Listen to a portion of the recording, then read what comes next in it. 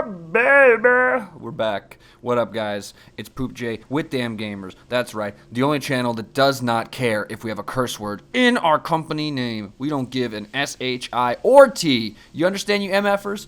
And you know what, guys? You know what? Let me tone it down a little bit because this story actually is not very hype. It's not very fun, and it's not very cool. Most drugs I tell you guys to do are cool drugs. Marijuana, very cool. Alcohol, very cool. Heroin, very, very cool. Coke, pretty cool. These are all really, really cool drugs, and you'll probably get laid if you do them. But guys, this next drug I'm going to tell you about, yeah, I don't think it's going to get you laid. I don't think it'll get you much more than brain damage. Let's just put it that way. And what is that drug, guys? Well, you read the title, unless you're just tripping sack right now and letting YouTube autoplay and somehow it found me. But if you read the title, you know what I'm talking about, guys. It's Datura, or Datura, or Datia, or Diarrhea. I don't fucking know. I'm going to call it Datura, because that's how I've heard it pronounced several times. Now, Datura, guys, if you don't know, is not a psychedelic like my good pal LSD or mushrooms is. No, no, no. This is a horrible, evil, vile, disgusting weapon. It's called a deliriant. So let's just get into it. It was the summer of 1987. My cousin and I were hanging out in his bedroom, just listening to Bon Jovi and playing some Super Mario Bros. And we were just both thinking, how cool would it be if we could just see John Bon Jovi right now in front of us in this room, just thrusting his hips right there in front of us. How cool would that be? And then my cousin was like, actually, man, there's some moonflowers outside. Jimsonweed, man. I'm like, what? What are you saying, man? What are you talking about? He's like, dude, if you eat a shit ton of those seeds, there is no doubt that you will see the goddess herself, Datura, as she's sucking on your clams. And I said, you know what, cousin of mine? That sounds pretty fucking great. So, alone, because my cousin didn't want to join me. He wanted to stay inside and play Super Mario and bump Bon Jovi. Well, I alone then went outside to the yard and just started looking for some of these moonflowers that he was talking about. Well, he didn't do a great job describing these flowers. All he had to say was, oh, they're these lovely white little flowers with, you know, little hole that you can maybe pleasure yourself with. And that's all he had to say. And I would have been like, yes, I know those flowers. I see them right there. But no, he just said, oh, yeah, they're out there in the yard. They're everywhere. And so I took that as everywhere. So I'm just going to take what I can. So as soon as I got to his yard, I just started ripping the flowers out of the garden and making my way around the yard, tearing up random spots of grass, hoping there might be some datura in there, and came back inside to a very, very angry cousin of mine. But hey, I lifted up my shoulders and was like, hey, that's me. And he found it pretty quirky too. So quirks aside, guys, we went through the all the nature that I brought inside the house with me because I'm a quirky dude, and he managed to find moonflowers for me and get the seeds for me, and he presented them to me and said, "There you go." I said, "What do you mean? Am I not gonna go heat up my spoon now?" He said, No. You don't need to do any of that kind of stuff. This isn't like a normal drug that people casually do. This is something much more hardcore and sensual almost. You need to orally take this thing raw. So I did. So I ate them. They did not taste good at all, and they got stuck in my throat, so I had to drink a little bit of my city tap water, and so my life expectancy went down significantly upon consuming the water. But it was a small price to pay for tripping out, at least so I thought.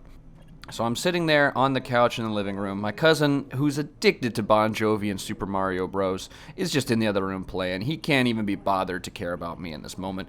I'm sitting in the living room all by myself, and this is a modest living room. You know, there's no television set. There's just some stuff on the wall, which is mostly just family photos, some old people who are probably dead, some cousins there, some whatever. You know, who cares? Just people, guys. These are human beings I'm looking at. But then, suddenly, all the photos, all the people in the photographs just looked at me, and I was frozen. And they all just started scratching their genitalia. And they were scratching strong and hard. It was aggressive. I looked down and I realized I'm doing the same thing. I stop, I look up, all the photos have stopped scratching genitalia too. They're all back to normal. I'm looking around, and I'm like, okay, very weird.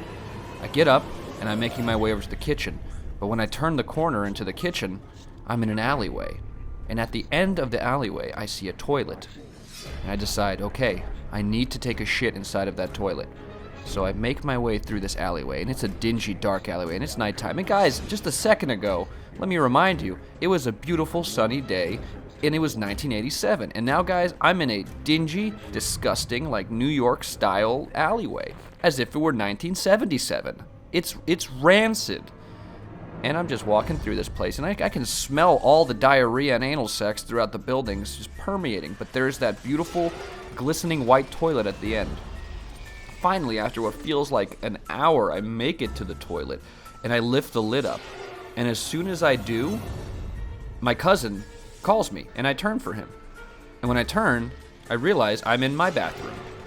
Rather my cousin's bathroom, the normal bathroom. And this is pretty psychedelic now, guys. But remember, this is not psychedelic. This is delirious. This is freaky shit. So my cousin calls my name, and I'm walking over into his room. But he's not in there. Instead, it's some of the old people from the photos. In fact, it's all of those old people from the photos. And they're all sitting there just passing a doobie around. Now we're all just smoking, guys. And I pull out a pack of cigarettes. I haven't smoked in years, but I pull out a pack of cigarettes out of somewhere. And I just start puffing on that guy. Little hit, little exhale, another hit, another exhale. That's how smoking works, guys. And that's what I was doing with these people, so they could think I was really cool, too.